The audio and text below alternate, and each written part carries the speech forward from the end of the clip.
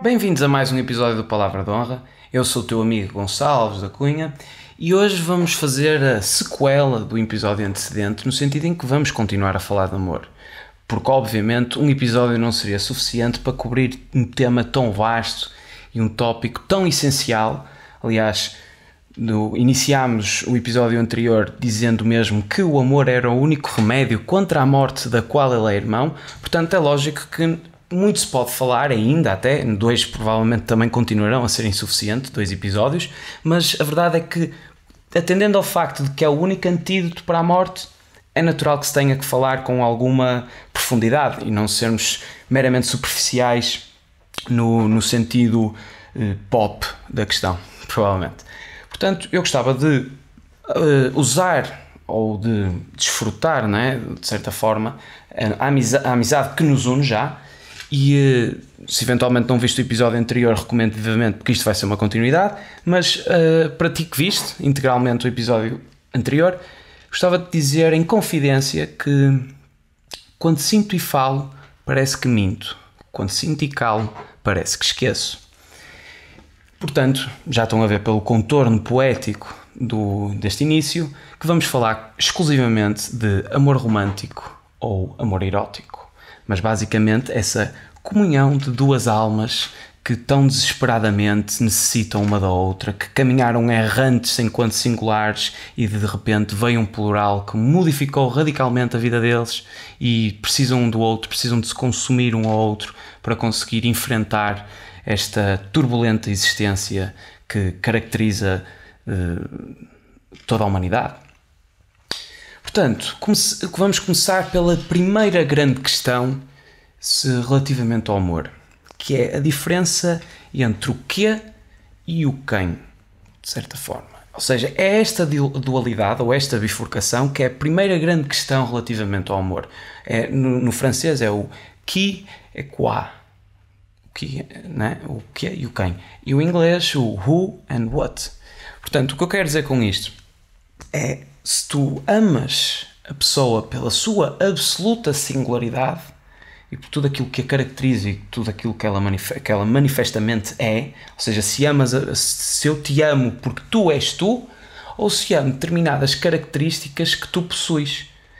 Isso que é algumas características relativamente ao teu comportamento, à tua ação, que eu acho que eventualmente poderão complementar as minhas ou providenciar aqui uma espécie de equilíbrio às minhas lacunas ou às minhas tentações, os meus vícios. Se as tuas virtudes complementam e ajudam a atenuar os vícios da outra pessoa. Portanto, é o quê e o quem. Esta é que é a principal questão e que também é a questão filosófica mais essencial no sentido do ser.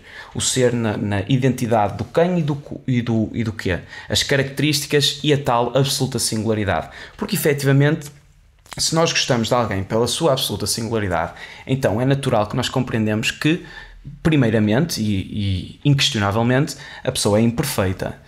E acho que nesse aspecto não é refutável, atendendo ao facto de que não existe essa perfeição. Se bem que a podemos tentar idealizar e almejar, mas é lógico que iremos falhar e iremos fracassar, muito devido ao sofrimento e muito devido a todas as outras questões que verdadeiramente tornam a nossa vida uma experiência absolutamente tempestuosa e tumultuosa. Portanto, esta diferença entre o que e o quem cria uma separação, uma cisão no nosso coração. No sentido, é óbvio que se eu quisesse ser mais anatomicamente correto ou mais biologicamente correto, eu diria que o coração é meramente responsável por bombear o sangue. Portanto, porque é que foi feita esta conotação tão poética de que o coração é algo que é responsável por originar este sentimento amoroso e estas paixões tão fervorosas? Pronto, é evidente que é lógico esta questão, quando nós vimos ou quando estamos presentes numa situação amorosa, ou uma situação em que nos apaixonamos, é lógico que há batimentos, há movimentos no coração que nos indicam que efetivamente algo se está a passar, seja biologicamente, outra vez a perder um bocado a graça poética, podem ser hormonas a falar, pode ser a adrenalina a correr, mas efetivamente existe esse movimento. Portanto, quem é que é responsável, ou o que é responsável por esse batimento ou esse movimento acelerado do coração? Se é essa singularidade que nós tanto apreciamos e simplesmente conseguimos desfrutar de uma maneira quase íntegra, no sentido em que é precisamente aquele todo que nós idolatramos, ou é algumas características que nós achamos atraentes, de certa forma.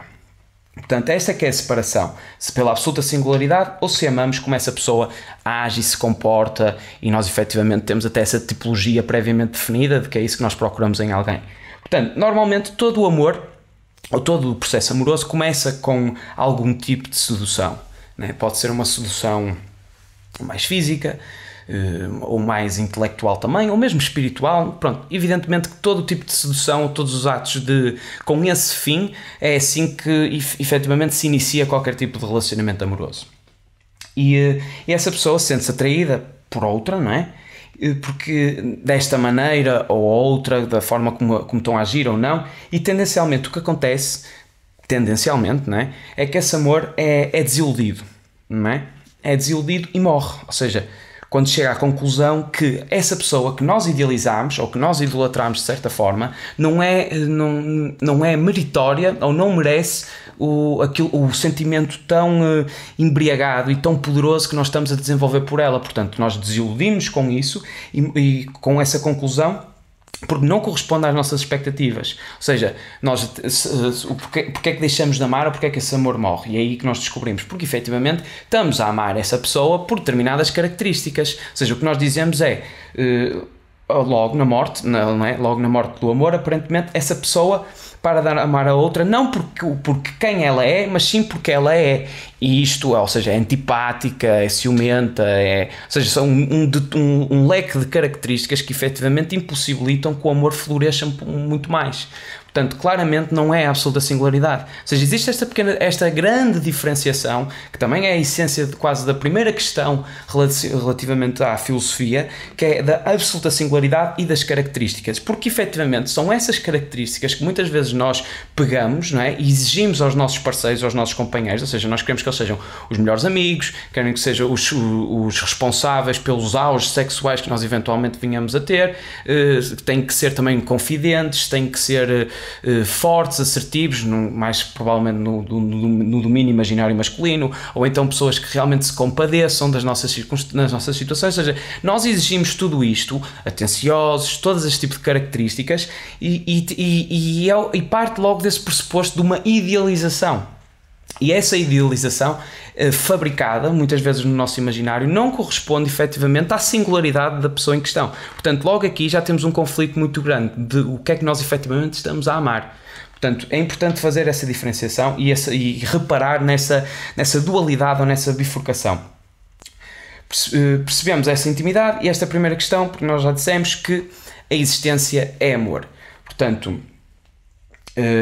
o que é que eu quero dizer com isto? Nós, no episódio anterior, chegámos à conclusão de que o amor, ou pelo menos essa fonte de energia que tem diferentes formas, bem se recordam, falámos isso no episódio anterior, quase que usando a analogia de composição da luz, esta energia corre em nós. Portanto, logo toda a existência é amor, na maneira mais superficial e ao mesmo tempo mais profunda da questão.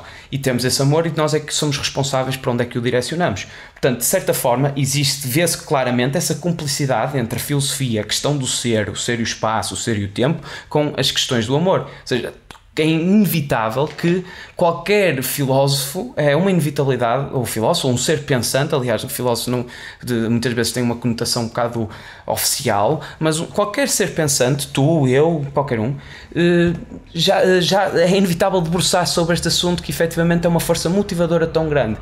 E esta dualidade está lá presente do que e do quem, e isto é importante ter devidamente esclarecido. Porque a verdade é que o amor nas relações humanas, que é isso que é o principal foco deste episódio, é cada vez mais raro. É cada vez mais raro porque o amor é um encontro, é provavelmente o fenómeno mais especial que existe nas relações humanas. Tão especial que é imensamente comercializado. Basta ver, tem praticamente todas as músicas, pelo menos aquelas que mais rapidamente atacam e de quase uma forma bélica todos os nossos imaginários e nos põem todos a processar domínios abstratos onde passeamos e abrimos e contamos as nossas vulnerabilidades, ou seja, está presente na música, está presente na arte, está presente na gastronomia, está presente em praticamente todas as atividades humanas, esta necessidade. Portanto, é lógico que, sendo este encontro tão especial, que seja tão abusado, não é? Mas porque é que este encontro tem uma coisa muito, muito particular e muito interessante? Porque quando acontece, nós portugueses, não é? Devido à nossa linguagem, nós dizemos, pronto, estou-me a apaixonar por ela. Mas há alguns de nós, e que também seria comum dizer, se calhar mais em troça ou mais chacoteando uma pessoa que efetivamente se verifica apaixonada, é dizermos, pá, estás caidinho por ela, não é? Não sei se continuo a usar muito esta expressão, mas é interessante isto, estás caído por ela, ou caíste. E no inglês e muitas outras linguagens, ou muitos outros dialectos, tirando também o francês, por exemplo, mas no inglês até conseguem ser mais específicos relativamente a esta sensação de queda, porque eles dizem falling in love. Eles não dizem rising in love. Mais uma vez, tipo, existe esta pertinência na linguagem, ou pelo menos no dialecto, e na forma como eles expressam esta sensação particular, porque não é, apesar do amor muitas vezes podia ter essa conotação de te elevar, porque efetivamente põe-te a moral lá em cima, e pelo menos no momento inicial em que estás embriagado com esse amor, então se for correspondido, tu tens esta efemeridade fantástica em que tudo é mais colorido, por assim dizer. Mas não, eles dizem falling, porque é efetivamente a perda de controlo, não é? E num mundo, ou pelo menos numa humanidade que é sequiosa, que é altamente disciplinada, pelo menos a nossa cultura ocidental principalmente, que é altamente disciplinada, no mundo em que é necessário controlo, caso as pessoas se comportem mal, nós temos sempre a polícia, o exército, os homens de bastão, não é? Todos eles para disciplinar, em que precisamos todos de controle e de disciplina, e muitos de nós até associamos que a disciplina é a verdadeira responsável pela liberdade, porque nos mantém focado naquilo que temos que fazer, ou seja, mantém-nos focado na tela, no que aparece na tela. Efetivamente o amor destrói isso tudo, ou seja, vamos imaginar, vamos supor, nós temos uma pessoa que é particularmente feliz no sentido em que tem amigos, tem várias amizades com as quais pode confiar, sai esporadicamente com esses amigos, tem um trabalho porreiro, está tudo a contribuir para que efetivamente ele tenha mais possibilidade de se expressar, não é? Tendo dinheiro, tendo amigos, tem sempre a possibilidade de exteriorizar, adquirir e a possibilidade também de produzir valor, ou seja, tem indícios, ou pelo menos algumas atividades responsáveis por alguma sensação de regozijo e de euforia. E vamos supor, sai à noite com alguma esporicidade e engata aqui, engata ali, envolve-se tipo, em luxúria, envolve-se naquele ato mais rápido ou de consumo mais rápido de outra mulher, então vai-se divertindo também. E um dia, vamos imaginar, passa por uma pessoa na rua, não a conhece, não é? E isto é quase parafraseando o Sam the Kid, melhor de quem tu procuras é quem tu tropeças. E imagina que passa na rua e deixa aqui qualquer coisa, e isto claro, muito romanticamente falando, e essa pessoa vai lá e ajuda, uma mulher vai lá e ajuda, e ele olha para ela e tem este vislumbre quase endeusado da pessoa que vê, e algo lhe bate. E bate com força, porque o amor realmente, quando aparece num esplendor que nos assusta tremendamente, que é uma total perda de controle. Nós somos capazes até de criar, porque nós só quando olhamos para trás é que percebemos que a nossa história pessoal faz sentido, não é? Nós temos quase esta ideia supersticiosa de que tudo está-nos a caminhar para algum ponto em específico. Eu podia dizer isto relativamente a este podcast, ou seja, tudo aquilo que eu fiz para trás foi para me trazer para este momento, porque tudo é lógico, não é? E nós aí percebemos que o acaso não é ilógico, não é, as coincidências têm sempre uma lógica por trás. Então nós somos capazes de fazer isso relativamente a este momento, não é? Este momento de que todo o meu passado foi para me trazer a este ponto, foi para este olhar, foi para este vislumbre, para esta qual deusa que me faz bater o coração desta forma. não é? Tantos trovadores se debruçaram sobre este momento em particular. Ou seja, só o amor, pelo menos este amor passional tão fervoroso, é que nos consegue fazer sentir desta forma, ao ponto de nós pensarmos efetivamente penhorar tudo, manter tudo pendente e abdicar simplesmente para estar na companhia de outra pessoa. Isto é terrivelmente assustador. É terrivelmente assustador. E claro que há céticos que dizem que tal sentimento é impossível de ser nutrido, ou até dizem mesmo que algumas pessoas são estéreis e que são quase erógenas por dentro, no sentido em que são desertificados, não conseguem ter este tipo de sentimento. Mas isso é mentira, porque claramente temos esse amor dentro de nós e essa capacidade de amar alguém mais do que nos amamos a nós próprios. E reparem a dificuldade, mas efetivamente de querer até servir outra pessoa. Isto são casos autodestrutivos, mas efetivamente existe essa possibilidade, existe esse sentimento horrivelmente abismal que acontece. Ou seja, é isto que é um encontro totalmente contingente, mas o resultado pode ser que a tua vida mude, tenha uma alteração, e que mais nada se mantém igual, até conseguimos entender espontaneamente que todo o passado nos levou a este momento, que era precisamente aquilo que eu estava a dizer. Ou seja, a ilusão do amor levou-nos mesmo a crer que tivemos toda a vida à espera daquela pessoa. É a pessoa certa, é the one, como eles dizem, a alma gêmea, como também já vamos desconstruir um pouco essa ideia. Ou seja, muitas personalidades pensantes, mais uma vez, eu prefiro atribuir esta tipologia do que propriamente os ofícios que elas exercem, porque nós sabemos o que nós fazemos não é necessariamente quem somos.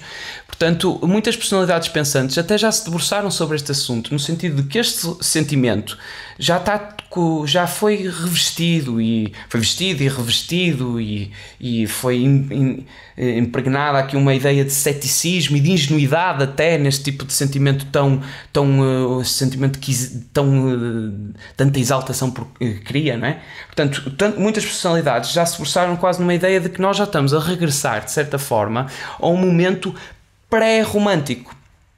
O pré-romântico, porque até ao século XVIII, até meados do século XVIII, que é quando inicia mesmo o romantismo, as pessoas casavam muitas vezes por entendimentos dinásticos, ou casavam pela comodidade e pelas questões de conveniência, de juntar a família, e até lá aquilo que se fazia era meramente tolerar o companheiro ou a companheira. Não havia esta noção de juntar amor à família, não era preciso amar a outra pessoa.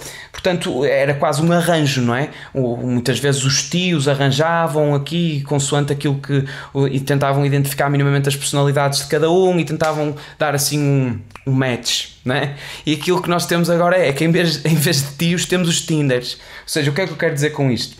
Agora temos agências de datings e temos mesmo todo este desespero por encontrar outra pessoa, mas isto é o que a nossa sociedade está a fazer, é que entendeu, segundo este diagnóstico, entendeu que falling in love é uma queda, é realmente uma perda de controle, é uma coisa que até pode ser irrecuperável para muitos, até porque os românticos que ficaram marcados, até o romantismo ficou marcado pelo livro Os Sofrimentos de Jovem Werther, do Goethe, que até foi um livro em que a protagonista ama tão loucamente essa mulher, quase uma mulher deusa de tão bela que acaba por se matar.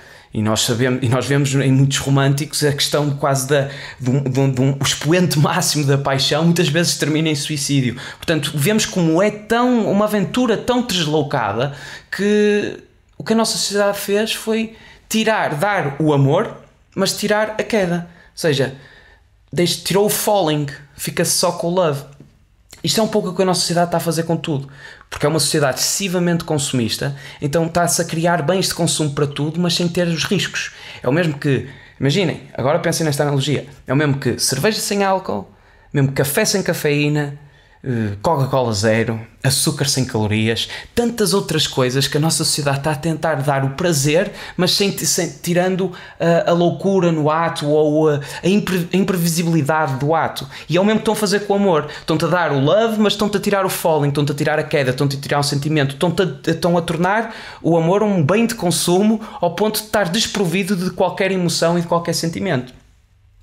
Isto porque, efetivamente, é um risco.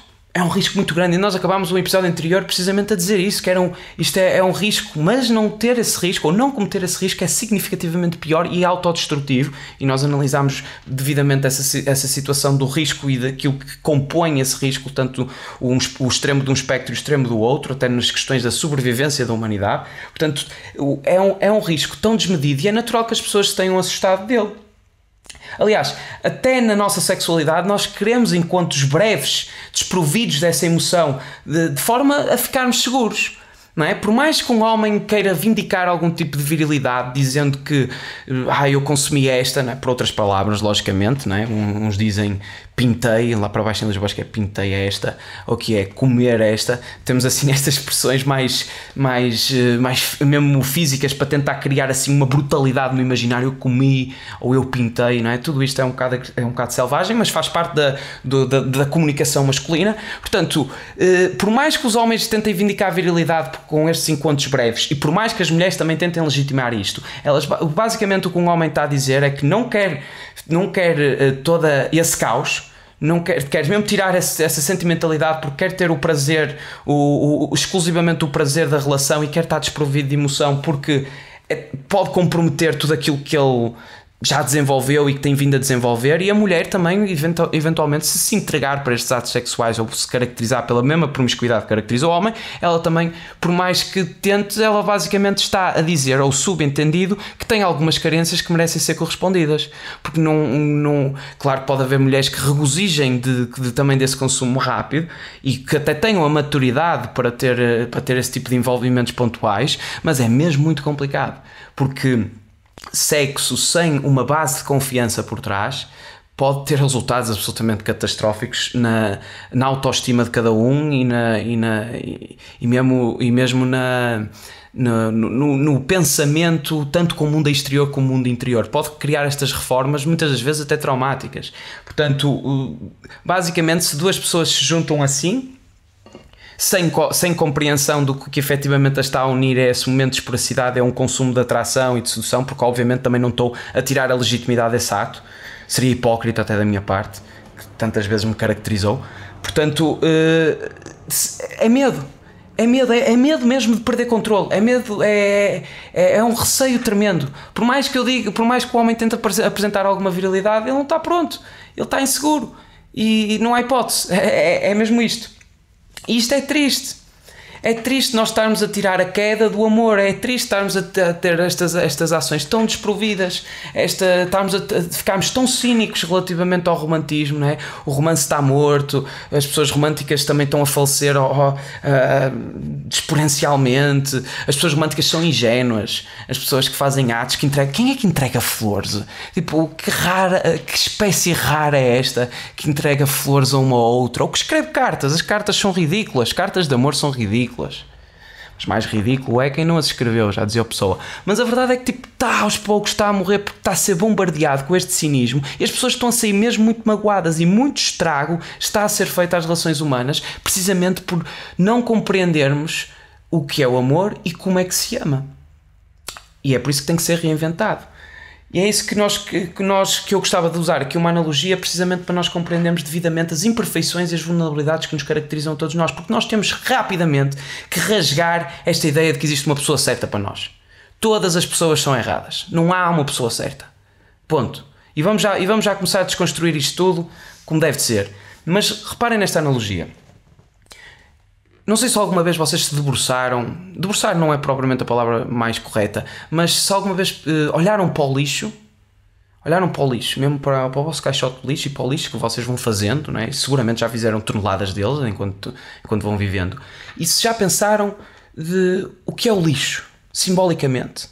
E para onde é que vai o lixo?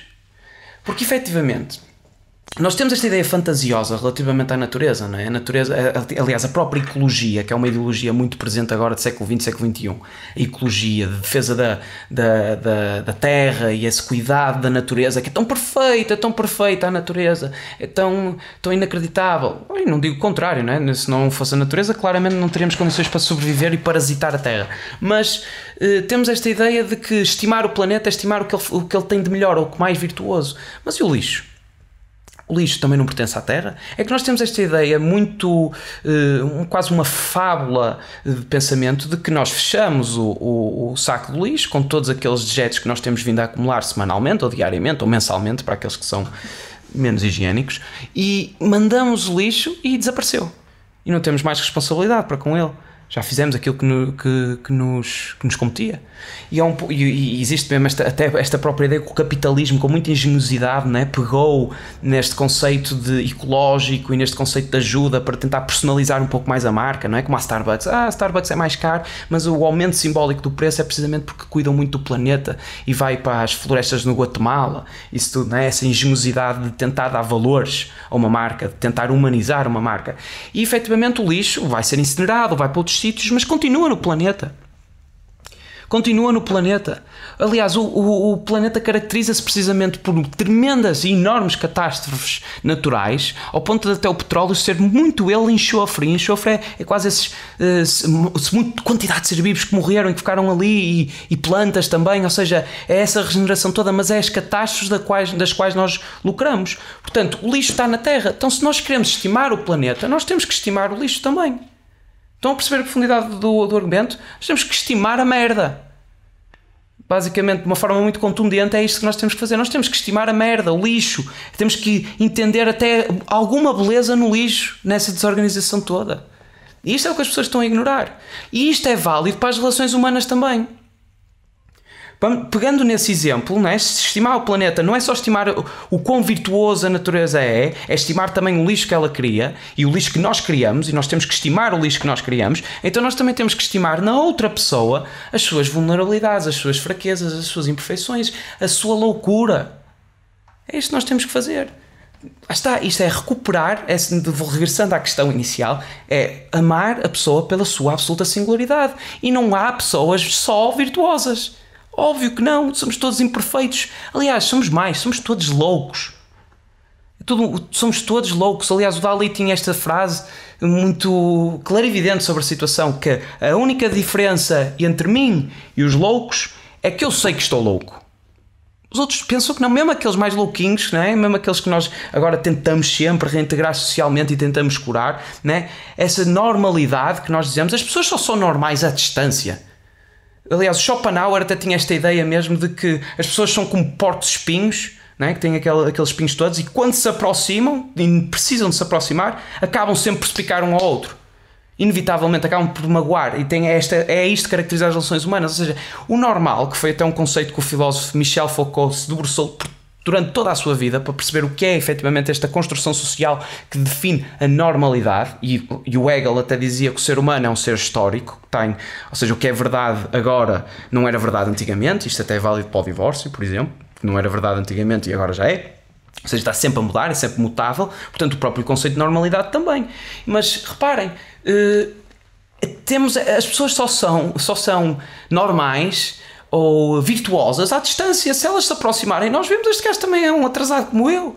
E é isto que até cria a cumplicidade que nos leva muitas vezes à amizade. É ver não só as vulnerabilidades, mas também as loucuras que ele é capaz de cometer, e as loucuras que tem vindo a cometer, e as loucuras que comete. E é isto que até muitas vezes apressa a intimidade, que é quanto uma pessoa mais disposta tiver a dizer que é louca, mais rapidamente somos amigos. Portanto, isto é preciso mesmo entender que somos todos imperfeitos, temos todos essa vulnerabilidade, e se nós fôssemos psicologicamente mais conscientes, era assim que nós começávamos, não só encontros, mas também quebrar o gelo. Era a primeira coisa que nós perguntávamos a outra pessoa: então diz-me lá o quão louco tu és, ou quais são as tuas loucuras. Olha, eu sou assim, e tu, como é que és? Era assim, se nós fôssemos psicologicamente mais conscientes, seriam essas as questões essenciais e primeiras a serem feitas antes de se desenvolver qualquer tipo de relacionamento. Era uma base mais honesta, pelo menos. Mas não, nós, se nos juntamos a alguém, tendencialmente, não é? Então quando as pessoas perguntam o que é que tens feito, o que é que nós fazemos sempre, não é? É descrever todos os aspectos triunfantes na nossa vida. Estou a trabalhar aqui, fui promovido ali, não é? Não vamos estar tipo a dizer, pá, ando a ter aqui os pensamentos homicidas de querer matar aqui pessoas, pá, não tens noção. Imaginem se fizessem isso, éramos todos internados. Mas também há um livro muito interessante que é de um psicólogo, em que ele diz mesmo como se tornar um doente mental, e o livro até fala de algumas experiências, e no sentido em que muitas pessoas recorrem à psicoterapia, a uma espécie de não é, terapia psicológica, psicanálise, isso tudo, e são pessoas normais, aparentemente normais, não foram diagnosticadas ao longo da sua vida com nenhum tipo de patologia desviante, e a verdade é que vão para aí 10 e 8 saem logo com imensas psicoses. Isto é verdadeiramente revelador, porque eu tenho a certeza que se tu fores um terapeuta ou um psicólogo, ele também vai registar não sei quantas psicoses e comportamentos desviantes. Vai ser, sei lá, psicopata. Provavelmente, é inevitável, a sociedade faz isto e nós tipo estamos todos magoados, estamos todos traumatizados, temos todos dói na alma. É inevitável. Não é? E tipo, as pessoas não devem achar que nós tipo, estamos bem. Então, onde é que o amor nos falhou? Porque o amor falhou. Temos que ser sinceros. E vamos já analisar devidamente todos estes aspectos. Mas onde é que o amor falhou para criar este trauma tão grande? Para se banalizar o divórcio, para se horizontalizar o casamento, que é algo que até tem uma constituição sagrada, e se horizontalizar ao divórcio. Porque efetivamente no passado, isto que eu estava a dizer relativamente ao ser histórico, o ano passado a vergonha era divorciar-te. A vergonha era abandonares o casamento. Hoje, a vergonha é ficares no casamento quando és infeliz. Ou seja, a vergonha já mudou completamente. Portanto, onde é que falhou tanto, ao ponto de nós estarmos tão desiludidos? E mais uma vez eu lembro o poema que abriu o episódio anterior. O amor é filho da ilusão e pai da desilusão. Então, porquê é que nós nos desiludimos tanto com o amor? Ora bem, isto remonta tudo, mais uma vez, ao século XVIII. Aos românticos. Ao romantismo. Foi isto que começou aqui, e nós somos todos herdeiros, ainda somos herdeiros da ideia romântica do amor. E foi aqui que começou esta enorme ilusão e esta posterior desilusão. Porque o romantismo é provavelmente a ideologia mais nociva e que mais atenta e que mais ataca o amor. E nós vamos já perceber porquê. Portanto, nós somos os herdeiros do romantismo, não é? Recapitulando, antes de começarmos agora a entrar neste pântano conceptual. E a maneira como os seres humanos amam depende muito do contexto da sociedade, não é? Ou seja, eu também disse anteriormente daquela frase do La Rochefoucauld, que era: se muitas pessoas não tivessem ouvido falar em amor, elas nunca se teriam apaixonado ou nunca teriam caído, qualquer coisa deste género. E é muito verdade isso, porque efetivamente nós replicamos muitos comportamentos, e nós já vimos também no episódio anterior que há muitos maneirismos que nós recriamos no fake it until you make it, com o intuito de efetivamente conseguir recriar aquilo que vemos noutra pessoa agindo como ela age. E o amor faz muito isto. E o namoro, ou namorar, o ato de namorar, é precisamente isso. É uma preparação para algo mais sério, no sentido de algo mais conjugal, que é o casamento. Portanto, o namoro, teoricamente e praticamente, pode ser mesmo explicado como uma primeira tentativa, não é? Uma tentativa, ou um trial, não é? Uma simulação. Estamos a simular, mas sabemos que se isto dá para o torto, eu posso sair, não há nada contratual, não temos filhos, não temos nada, quer dizer, até podem ter, mas na maioria dos casos não é? Tipo, portanto, nada nos une propriamente, no sentido de: eu não te prometi nada ainda, eu prometi que namoro contigo, não prometi que iria dividir os meus bens contigo, ou seja, pode até ganhar essas proporções. Portanto, naturalmente, depende muito do contexto da sociedade. E o romantismo é uma ideologia muito peculiar e vale a pena examinarmos algumas das suas características dominantes, ou aquilo que define verdadeiramente o romantismo, não é? E começa logo bem. Começa logo com esta ideia que nós já estávamos a ficar um bocado irritados, que é: todos nós temos uma alma gêmea. Esta é quase a premissa mãe da ideologia romântica, que é: todos temos uma alma gêmea. Algures, não é? E imaginem, não é? Tipo, isto até probabilisticamente falando, ou matematicamente falando, vocês estão a ver logo o quão ridículo isto parece, não é? Tipo, estamos a falar de 7,2 bilhões e tipo, tudo indica que em 2040 estamos em 9, que é dramático. Dramático, não sei como é que se vai alimentar tanta gente. Mas tu tens uma alma gêmea, tipo, nem em 7,2 bilhões, ou até podes ter mais que uma, não é? Mas imagina a probabilidade de conseguires encontrá-la. E depois vais a perguntar a todas as pessoas, e se os encontros são todos eles também muito convenientes geograficamente, não é? Como é que vocês conheceram? Eu era amigo da Rita, e a Rita tinha uma amiga e nós conhecemos e as coisas acabaram por acontecer, e eu vi logo, quando a vi, pensei logo: esta é a minha alma gêmea. Que sorte! Mas lá está, esta ideia é logo ela tão idílica, tão utópica, que não é que temos esta alma gêmea onde nós sentimos uma sensação muito especial quando a vemos, quando a confrontamos, sentimos esta sensação muito especial, uma espécie de atração instintiva. Nós sabemos imediatamente que que quase a amamos e saberemos que ela é o nosso destino, é aquilo que está destinado. Aliás, aqui até mandamos para o galheiro ou qualquer tipo de ideia de livre-arbítrio, tudo nos parece determinísticos, é precisamente esta pessoa a que o destino me quer juntar, esta é a minha alma gêmea. Pode ser num bar, numa discoteca, é independente, quase o sítio. Aliás, os românticos na altura, no século XVIII, não é? As paixões apareciam muito em comboios. Era muito em comboios. Bastava ver um ombro ou um bocadinho da pele e o gajo ficava logo, pronto, é ela, já sei que é ela. Isto é mesmo, é isto que caracteriza quase todas as grandes paixões, aquele tal amor à primeira vista. E não, nós mal temos esse sentimento especial, telefonamos aos nossos amigos, tentamos logo encontrá-los para combinar qualquer coisa e dizer, pá, eu senti esta sensação especial, pá, é ela, eu tenho a certeza, estou a sentir isto, mano, já não senti isto há imenso, nunca senti isto é diferente, tipo, é como se estivesse a cair e não houvesse rede de trapézio, pronto, começa aquela verborreia toda relativamente ao sentimento, não é? Até te parecer um bocado cínico sobre isto, mas vocês já viram o episódio anterior, eu não sou, eu acho que todos nós temos essa capacidade. E depois, quando encontramos a alma gêmea, nunca mais nos vamos sentir sozinhos.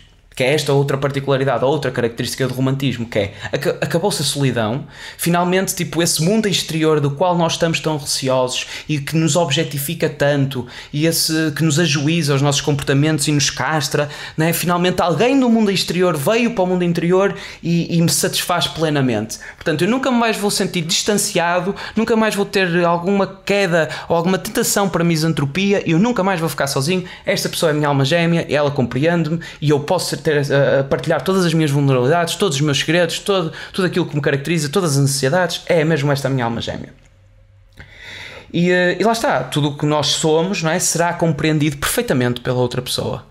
E às vezes sem palavras, não basta um olhar e ela compreendeu toda a essência do meu ser. Um olhar, chegou, é quase telepático, este amor é algo mesmo inacreditável. E deixamos de ter segredos, não é, quando esta alma gêmea aparece, porque ela não há necessidade, não é? Ela entende, ela quase consegue saber os nossos segredos sem que uma pessoa diga, vamos ver, tu és muito assim, não é? E ele, como é que tu sabes? É quase esta ideia. E outra coisa sobre o romantismo é que as pessoas que inventaram o romantismo, não é? Eu já disse uma delas, o Goethe, se bem que não caracteriza propriamente o Goethe, porque o Goethe também trabalhou um bocadito, mas as pessoas que inventaram o romantismo, ou que eram esses grandes, esses fundadores, quase não trabalhavam. Não têm qualquer tipo de sensibilidade prática de vida. Eles quase nunca trabalhavam e se trabalhavam muito pouco. Portanto, o que é que os românticos fizeram? Fizeram esta ideia desta associação a longas tardes soalheiras, assim ao sol, né? Aquelas caminhadas pela floresta, pelos bosques, sentados, ela com um guarda-chuva, sem necessidade nenhuma, porque é uma tarde soalheira, mais uma vez, mas estão ali sentadinhas e muitas cascatas, né? Também tem esta ideia das cascatas, ou então aquela ideia crepuscular, né? Aquele cor indigo, aquele céu assim azul com tons de rosa. Ou seja, foram os românticos que, precisamente por não fazerem nada, pensaram que as pessoas têm imensa liberdade, né?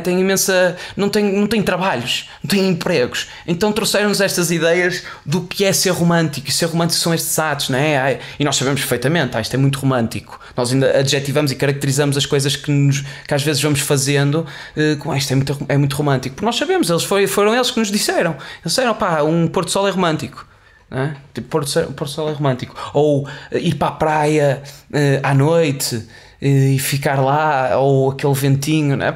Vocês sabem perfeitamente aquilo que me refiro. Nós hoje em dia ainda continuamos a comercializar essas ideias, ainda estão presentes na nossa literatura, ainda estão presentes nas nossas manifestações artísticas do que efetivamente são consideradas atividades românticas. Mas não se esqueçam, os pais fundadores do romantismo, ou pelo menos esta ideologia, não trabalhavam, ou trabalhavam pouco.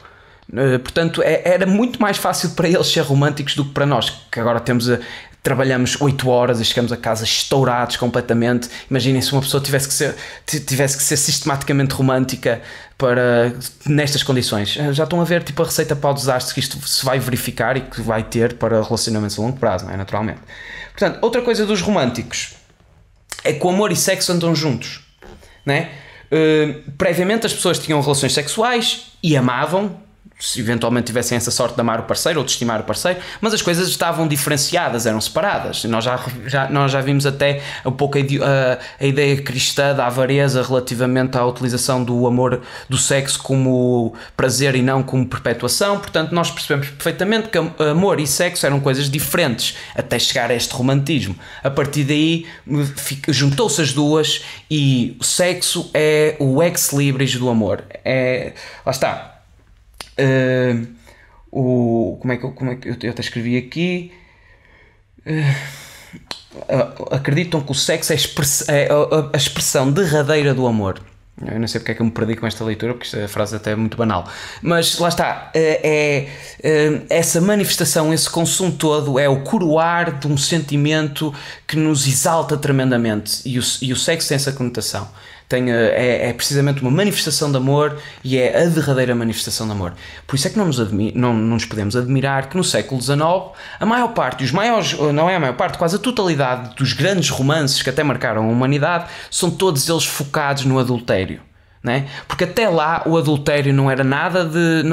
poderia até ser condenável, porque até está nos mandamentos, é um pouco essa ideia da monogamia, de uma pessoa pela vida, mas não tinha estas repercussões que passou a ter quando meteram sexo com o amor, quando juntaram as duas. Portanto, no século XIX, a Madame Bovary do Flaubert, a Ana Karenina do Tolstói, todos eles são focados no adultério. E no adultério da mulher, precisamente porque a capacidade do feminino consegue percepcionar melhor até esta conceptualização tão poética do que efetivamente manifesta o amor.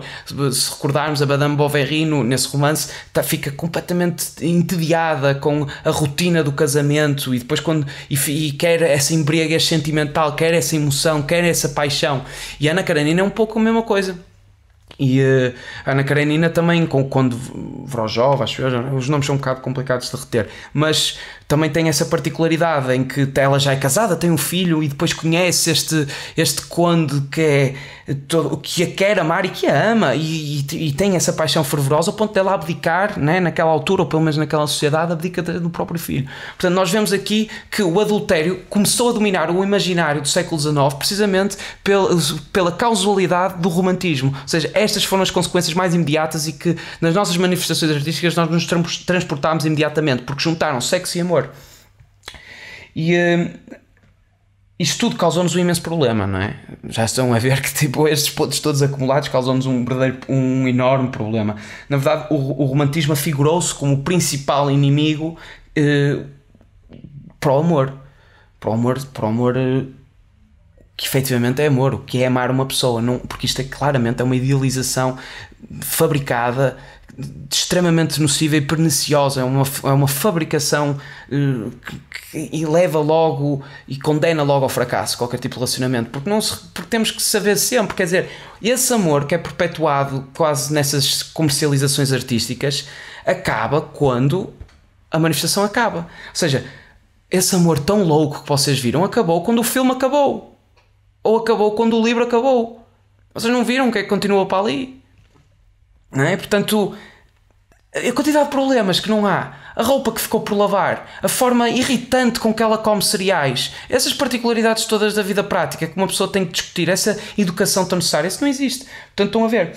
Então, o que é que está errado com o romantismo? Porquê é este cinismo todo? Porque eu realmente estou a parecer quase paradoxalmente, não é? Porque também já escrevi umas coisas bastante românticas e muitas vezes fingidas, mas porquê este cinismo? Porquê é que eu estou também a expressar uma oposição tão grande a este romantismo?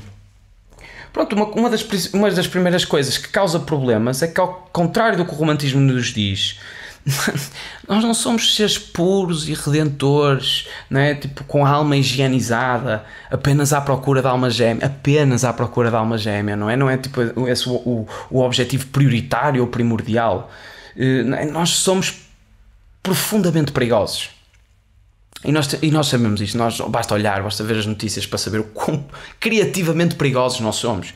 Portanto, e o romantismo não tem esta idealização do ser humano, tem a idealização de que somos todos puros e queremos uma alma gêmea. Nós não, nós somos perigosos, nós somos loucos, nós somos altamente perturbados e perturbadores, Nós temos estes traumas na psique que muitas vezes se exteriorizam e uma pessoa até fica, ui, né? Ora, o melhor exemplo é ver o nosso comportamento no trânsito.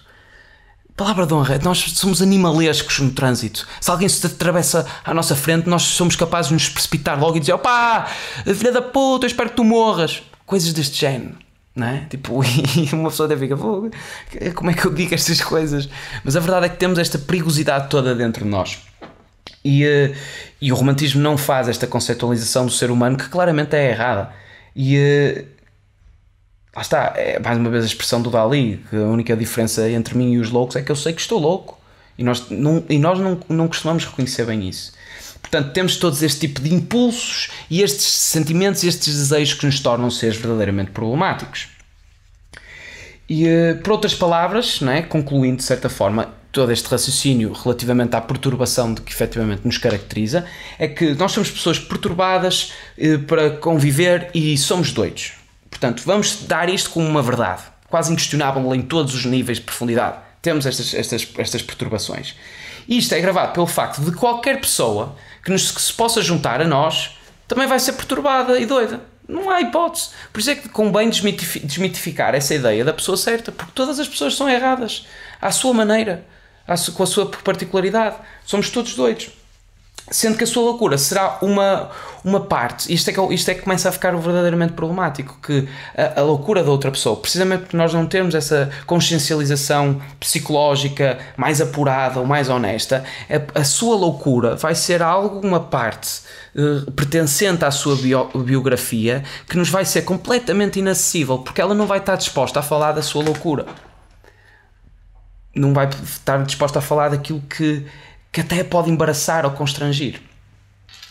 Portanto, era mais uma vez aquilo que eu estava a dizer inicialmente.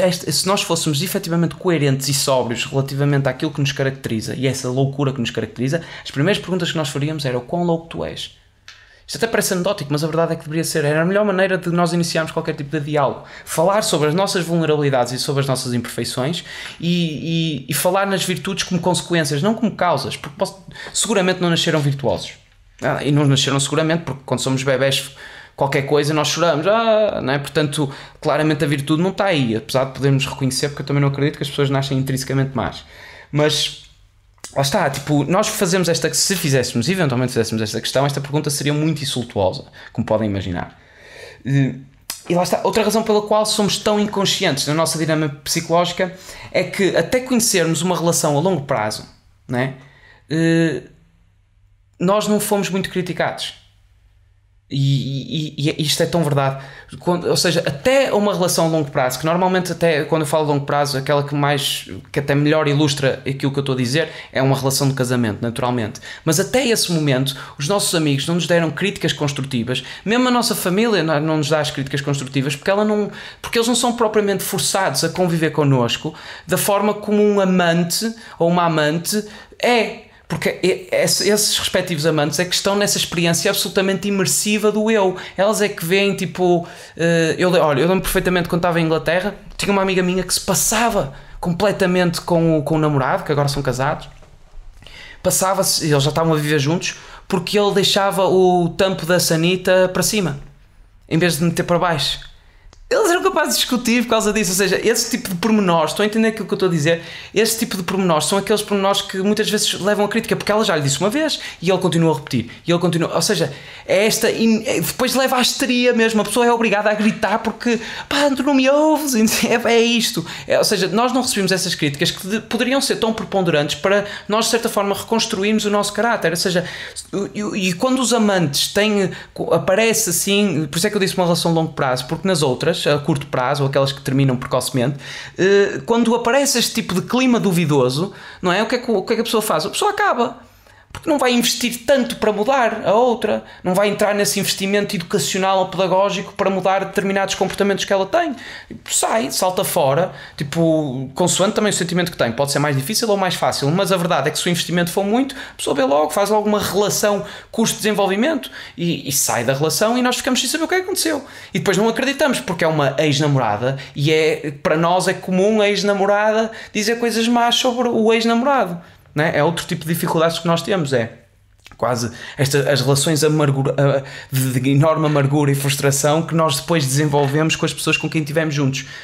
Quer dizer, em vez de ficarmos num registro de amizade porque tentámos e falhámos, não, odiamos porque fizemos mal um ao outro e não nos compreendemos. Lá está, essa é que é a principal dificuldade. Então, esta informação que é absolutamente relevante, né, não nos é dita por ninguém, nem pelos amigos, nem pela família. Lá está. Outra questão é que antigamente as pessoas, como já viemos a analisar, elas juntavam-se para um casamento mais racional, não é? Muitas vezes até de ordem um pouco mais monetária, ou na ideia de, ok, tens estes terrenos e ela tem estes terrenos, ou vamos juntar, quase como monarquicamente falando, não é? Vamos juntar aqui para criar uma espécie de aliança. Pronto, tínhamos todas estas razões, que também são válidas, obviamente, para casar. E muitas pessoas ainda hoje o fazem. Entender quase como uma parceria para criar boas condições para os respectivos prolongamentos, não é? Para os filhos, e para juntarem também determinados patrimónios. Mas com os românticos isso acabou. Com os românticos nós temos que acreditar no instinto, não é? Temos que ser instintivamente... Temos de ser instintivamente disponíveis para esse sentimento. É o nosso instinto que nós temos de seguir. Ou seja, nada mais perigoso.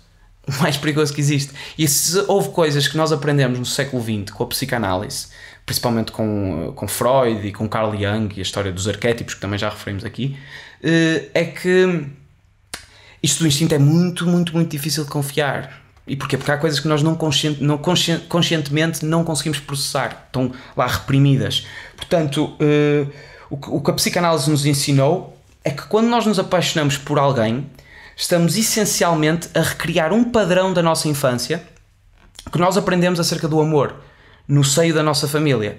E quando se trata do amor adulto, estamos muitas vezes a espelhar essa velha história ou essa ideia que nós verificamos e que nós contextualizamos, que está geralmente inacessível, lá está, ao nosso consciente.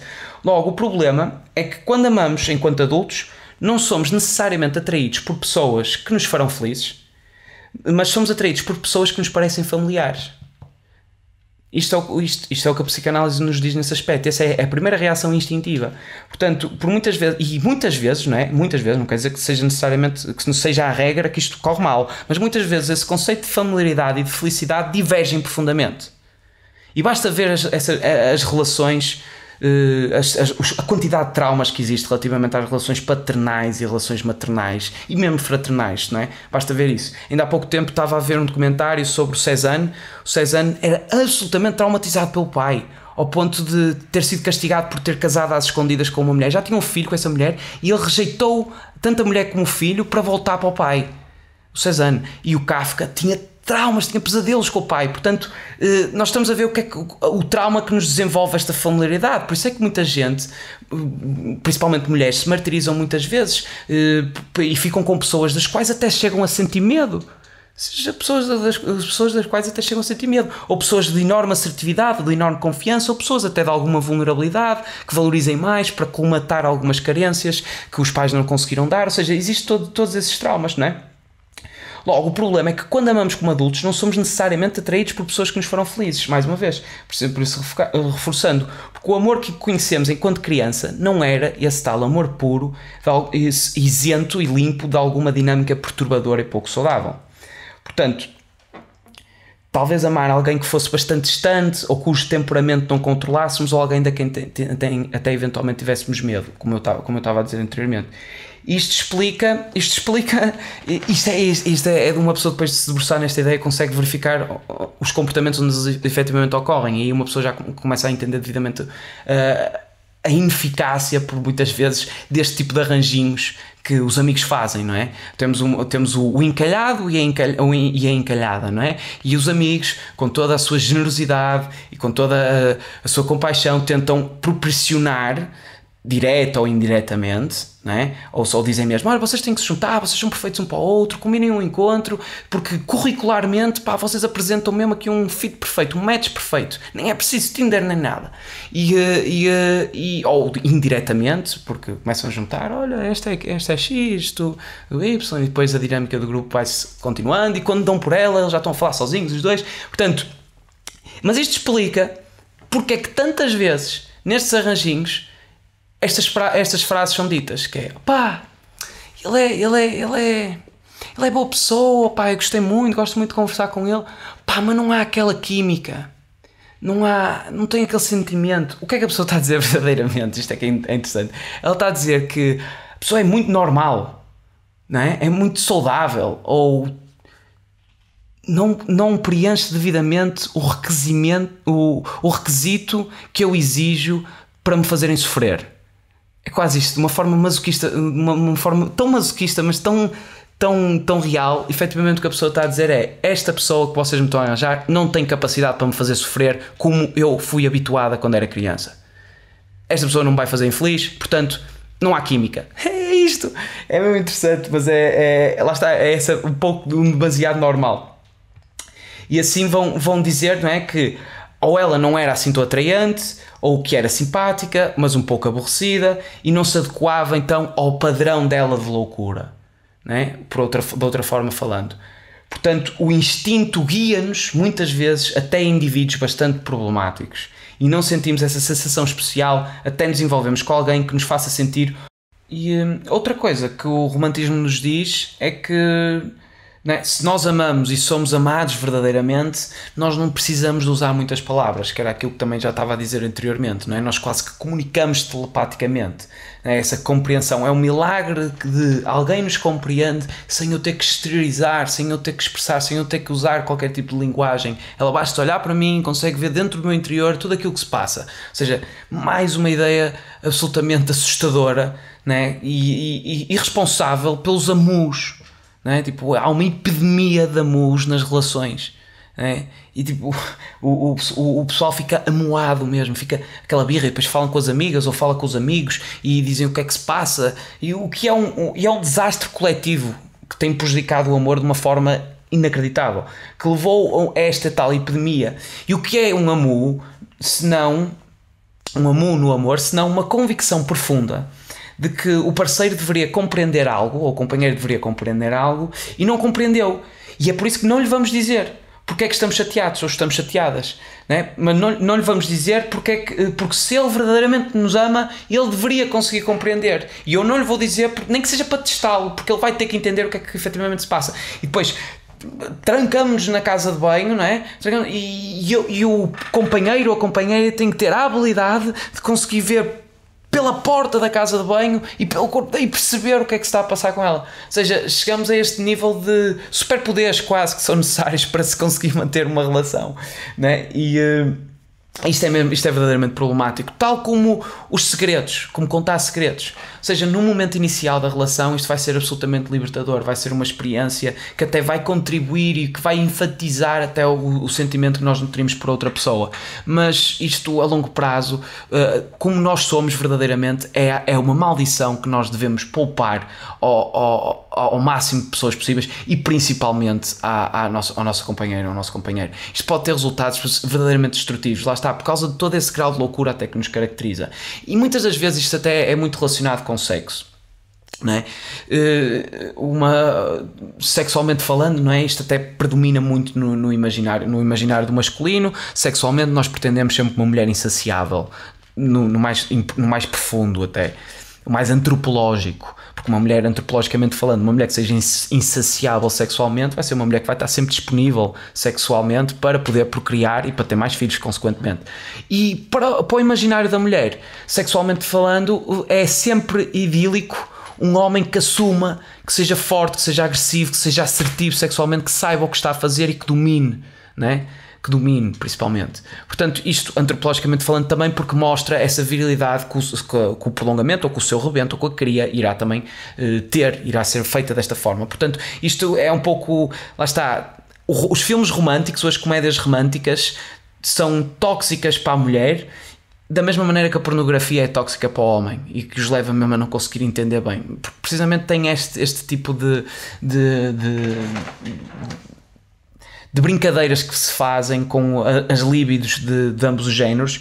E até porque, imaginem, quando eu falo dos filmes românticos, até lembrem-se, por exemplo, do Diário da Nossa Paixão, do Nicholas Sparks, Né, que eles fazem muito isto, que é a mulher fica num dilema, que é basicamente tem aquele amor louco, né, aquele amor verdadeiro primeiro, e depois tem outro homem que é fantástico também, só que é mais normal, é mais tipo, é um médico também, mas não é, no filme até é um gajo já que aceita muito bem depois ela tipo, preteri-lo para preferir outra pessoa. Portanto a mulher está no melhor dilema de sempre, tem dois homens fantásticos.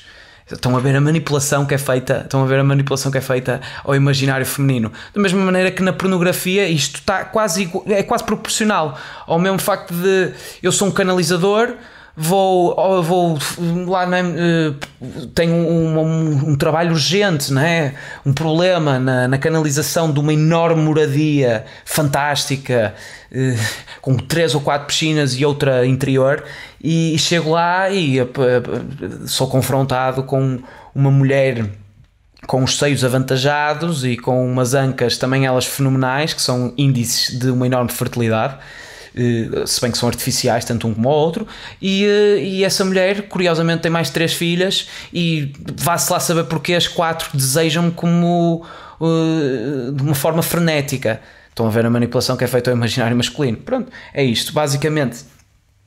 Isto não existe, e lá está, esse tipo de amus, que depois, retomando o raciocínio inicial, é esse comportamento epidémico que deve-se, aliás, nem era isso que estamos a falar dos segredos, lá está, e os segredos muitas vezes vêm que se manifestam muitas vezes sexualmente, lá está, porque mesmo que nós tentemos partilhar algum tipo de comportamento fetichista, se calhar num primeiro momento as coisas até correm bem, do género, umas algemas aqui, umas cordas aqui e tal, e lá eu também gostava de fazer isso, né? Ainda se tem esse diálogo. Mas depois há sempre aquele dia, ou nesta metáfora, tem que haver esse dia, em que alguém vai longe demais e já vira-se para o parceiro e diz: olha, estão a jantar, e dizem: estás a ver aquele empregado? Ele é bem parecido, não é?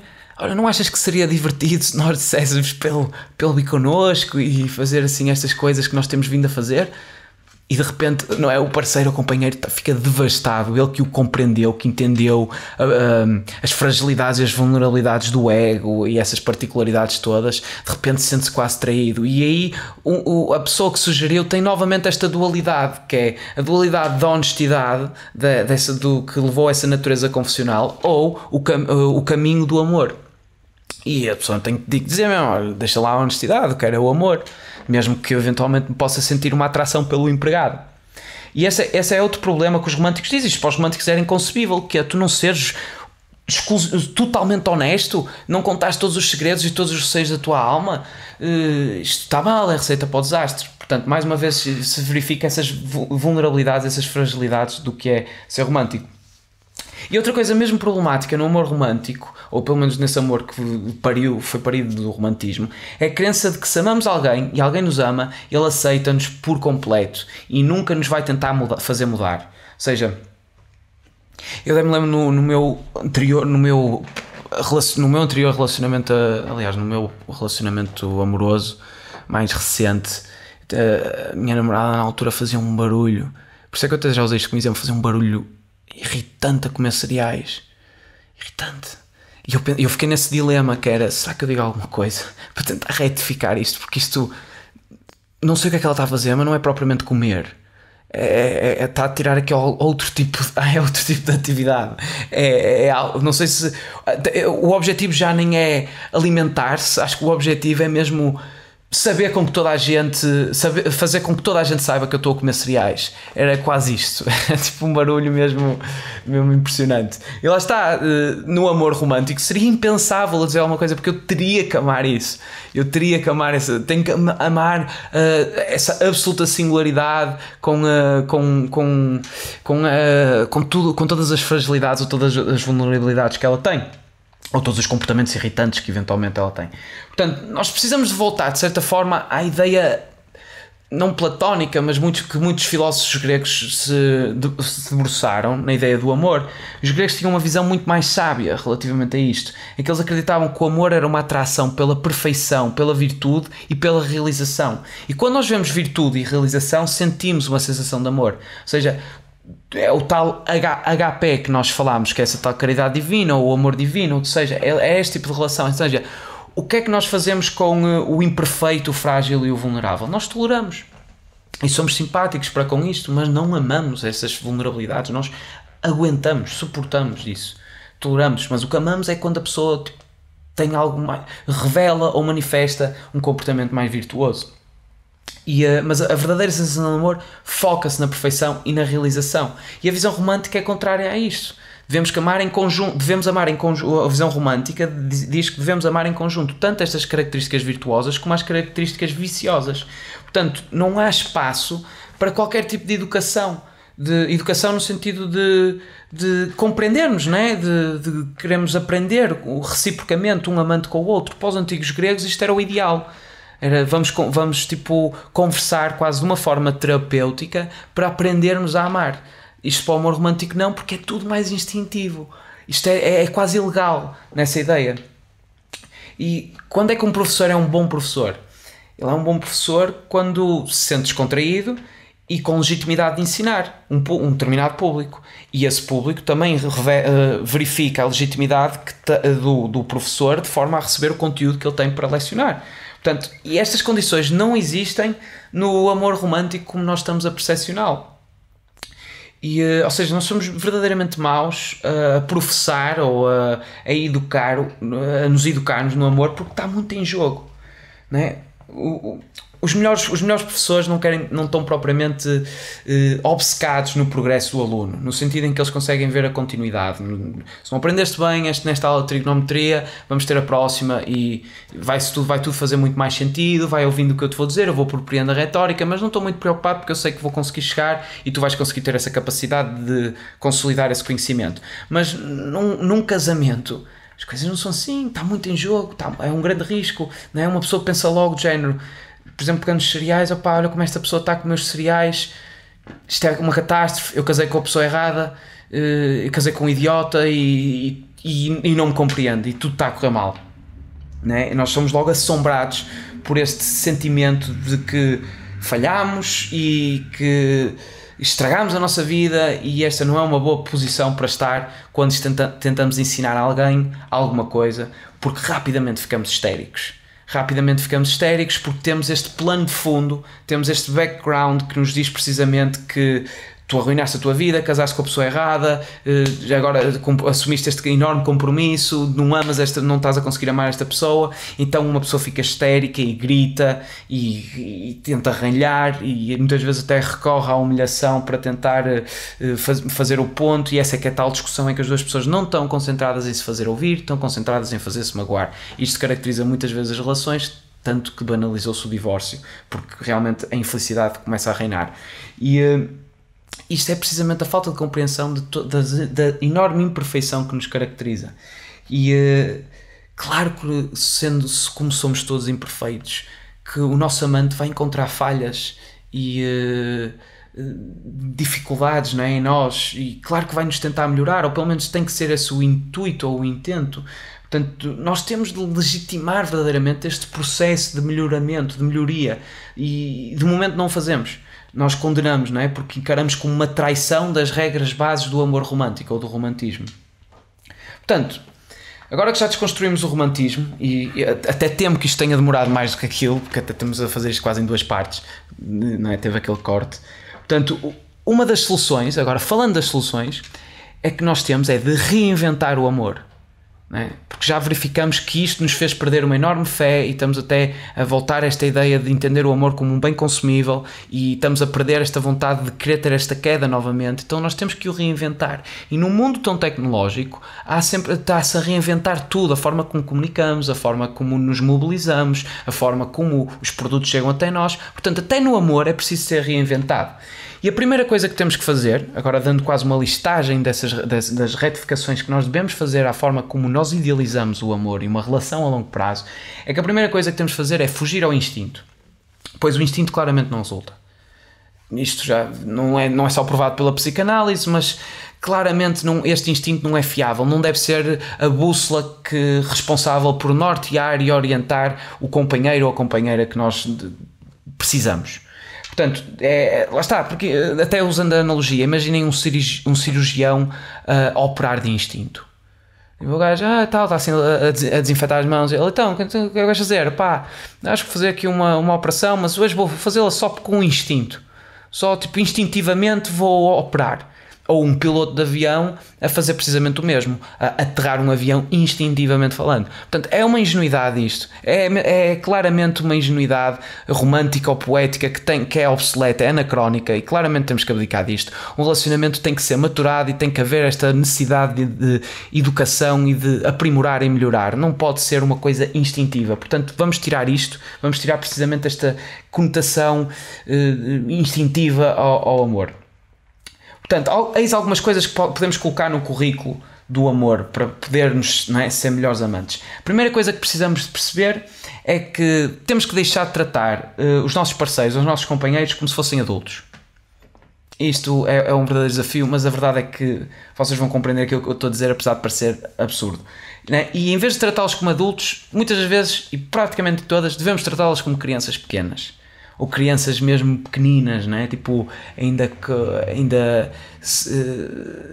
nem pubertárias são, ou seja, uma criança mesmo, pai de 5 aninhos. Porquê? Porque quando uma criança pequena faz asneiras, ou quando imaginemos esta situação, nós preparamos os brócolos, preparamos a comida toda, pousamos lá na criança e ela rejeita os brócolos e faz uma birra. Quer dizer, a primeira coisa que nós fazemos não é eu sinto-me tão ofendida, eu tive o dia todo a trabalhar para te dar esta comida e tu fazes esse comportamento, isto é terrível o que me estás a fazer. Ou seja, não começamos a discutir com a criança, nós compreendemos que pode haver algum tipo de causalidade que a faz rejeitar essa comida, porque essa é que é a melhor maneira, ou pelo menos os pais modernos tentam disciplinar dessa forma e tentar compreender. Ou seja, é essa a generosidade até do amor pelas crianças que temos de ter com os nossos parceiros, porque lá está, se eu tivesse com um braço partido, por ser visível, as pessoas seriam mais generosas comigo, iriam-me abrir a porta. Está com o braço partido, deixa estar que eu abro a porta, deixa estar que eu levo, deixa estar que eu faço isto. E a verdade é que efetivamente não temos os braços partidos ou membros, não é, exteriores claramente lesionados, mas tipo, por dentro estamos todos destruídos, já fomos vitimados por muito atentado emocional, estamos todos muito traumatizados. E se nós tivermos como alicerce nesse companheirismo, esse entendimento das imperfeições e das loucuras, nós vamos ver novamente essa graça, dessa generosidade que tantas vezes caracteriza o nosso comportamento com as crianças. Não é? É que nós achamos tão condescendente quando nos tratam como pessoas mais novas que negligenciamos mesmo essa generosidade, que é a simpatia e o quão amoroso é tratar alguém dessa forma, porque amar significa ser generoso na interpretação do comportamento da outra pessoa. Nós estamos disponíveis a tentar verdadeiramente compreender o que é que está a fazer agir e reagir dessa forma. Portanto, isto é outra coisa que podemos fazer. Outra é interpretar se a pessoa é mal intencionada ou não nas coisas que faz. E para isto temos que aprender a ter sentido de humor. Eu tenho que reforçar o quão essencial é o sentido de humor ou a comédia, não como um ato de entretenimento ou um ato abstracionista, mas como essas expressões humorísticas dentro de um relacionamento, a preponderância que ele tem. Vocês têm que aprender a rir em conjunto. Têm que ter um sentido de humor elevado para conseguir se entender bem. Porque imaginemos, dando o exemplo do The Office, né? Tem a versão americana e a versão inglesa, a inglesa com o Ricky Gervais e a americana com o Steve Carell, mas por exemplo a ideia do Michael Scott, né? Ele é um idiota, é uma pessoa que se nós estivéssemos a conviver na nossa vida, nós dizemos que pessoa idiota, que é isto, tipo, provavelmente nem o queríamos perto de nós, tipo, de tão cringe e tão constrangedor que seria. Mas a verdade é que se nós virmos o sentido do humor na circunstância, nós transformamos esse idiota num idiota adorável e acabamos por gostar da própria personagem e gravitamos à volta dela. Tanto que o Steve Carell depois sai do The Office para ir na temporada 8 e deixei de ver. Ou seja, o foco fica quase aí. E é essa capacidade vital que nós temos que fazer, mesmo quando o nosso companheiro ou companheira erra, é precisamente passá-lo de um idiota para um idiota adorável e conseguirmos rir com ele e dele. É vital mesmo ter esse sentido de humor. E precisamos de nos recordar que é bom ter segredos e tentar revelar tudo acerca de nós é errado. Ou seja, esta é outra coisa. A ideia de que a solidão termina com o nascimento do amor é uma ideia completamente errada. Nós vamos permanecer também sozinhos, vamos permanecer singulares, apesar de estarmos num plural, e vamos ter, se eventualmente 40% do nosso tempo for passado sozinho, é bom, é aceitável e está tudo a correr bem. E é normal. Vamos continuar a ter a introspeção e a reflexão interna, sempre, apesar de estarmos num relacionamento. E é importante que ambos saibam manter esse respeito pela singularidade de cada um e trazer o diálogo, não estigmatizar o diálogo dessa forma e trazê-lo para uma base muito mais terapêutica, de discussão mesmo sobre onde é que tive mal, onde é que errei, também de forma a evitar qualquer tipo de interferência externa, como terapeutas de casais e isso tudo. Vocês façam esse próprio diálogo, esse diagnóstico com sinceridade, também é outra coisa que se deve fazer, né? Mas não pensem que alguém vai conseguir desenvolver esta faculdade de ler mentes. Ninguém consegue ler mentes. Isto tem que fazer verdadeiramente essa ressalva. Recapitulando então, e para se aproximar da conclusão, nós estamos prontos para o amor quando compreendemos graciosamente que somos loucos e que os nossos parceiros são loucos também. Que não nos compreendemos verdadeiramente e eles também não. E a nossa comunicação será provavelmente muito mais arriscada ao nível do instinto e temos de a trazer para um nível muito mais terapêutico. O amor são questões muito mais práticas, não vamos estar sempre de férias como os românticos ou os pais fundadores do romantismo pensaram, e não vai ser sempre repleto de cascatas, de sol e tardes soalheiras ou crepusculares ao lado de cascatas. Portanto, o pessimismo é muitas vezes visto como o inimigo das coisas boas, quase nesta ideia de Séneca, um pouco mais cínico e mais estoico, né? Como os inimigos das coisas boas realmente, e em muitas situações, mas quando embarcamos na viagem do amor, o pessimismo é se calhar a mais generosa e simpática emoção que podemos conceder a nós próprios e ao nosso parceiro. Pelo menos isto foi a conclusão que eu cheguei hoje. Amanhã não sei se eventualmente se verifica a mesma, mas só assim é que poderemos estar pronto para cairmos em amor, ter outra vez esta ideia do falling in love, perder o controle, sabendo que estas são pelo menos as guidelines ou as orientações que nós devemos ter num relacionamento a longo prazo. Será trabalhoso, irá ser caracterizado por algum sofrimento, mas é isto que constitui verdadeiramente uma relação de sucesso e uma relação que consiga novamente trazer o casamento para um estatuto sagrado e necessário para, mais uma vez, a família ser um pilar e um alicerce resistível às modificações constantes no pensamento da humanidade e da cultural. A família é verdadeiramente um alicerce que se deve respeitar e não se deve horizontalizar o divórcio ou a ruptura, não se deve colocar pelo menos o divórcio ao mesmo nível de um casamento, porque uma coisa é verdadeiramente corajosa no sentido de tentar ficar com essa pessoa e tentar compreendê-la e de saber que ela não é perfeita. Isto para mim vejo muito mais profundidade neste aspecto do que propriamente no outro em que saímos de relacionamento, se bem que há relacionamentos que são verdadeiramente tóxicos, mas tenham esse cuidado também de conseguir antecipar alguma loucura. Perguntem mesmo à pessoa, então, quão louco tu és? Se calhar será a melhor maneira de iniciar um relacionamento. Se calhar conseguem antecipar muitos problemas e muitas violências. Mas mais que tudo, e agora para concluir, não posso esquecer disto, que sei que já me estiquei demasiado, sei que já estamos para aqui a 1h30, mais ou menos, caralho. Mas pronto, mais que tudo eu queria dizer, tenham muito cuidado. Até porque falámos sobre o romantismo, tenham muito cuidado com os poetas. Muito cuidado com os poetas. Porque, aliás, tenham muito cuidado connosco. Eu agora incluo-me claramente no ofício. Porque os poetas têm essa capacidade de exaltar, né? E descrever o que as pessoas querem ouvir.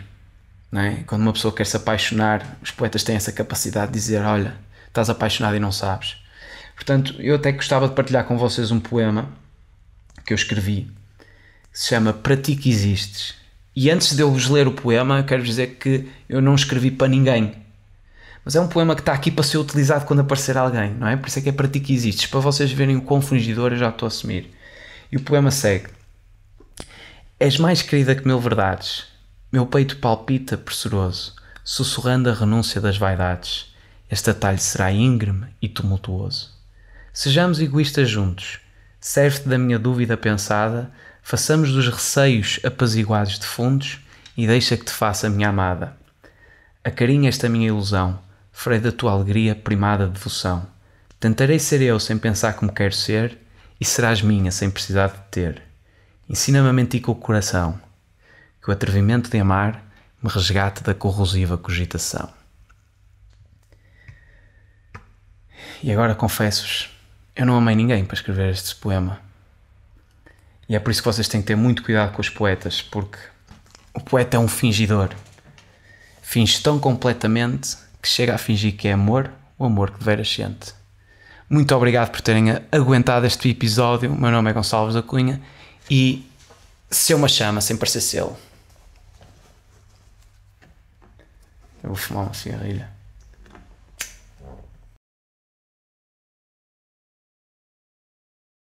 Será que Deus está morto? Será que sabes que não é só a tua aparência? Também te irritas com quem tenta sequestrar a tua essência? Vamos evitar o naufrágio neste oceano de ego. A minha voz precisa urgentemente do teu eco. Ajuda-me com a coragem da tua irreverência e vamos reinventar o amor, a política e a ciência. Junta-te a este movimento contracultural, serve-te do teu livre-arbítrio e subscreve este canal. Dedicar-te-ei todo o meu talento. 1 é loucura, 2 é movimento.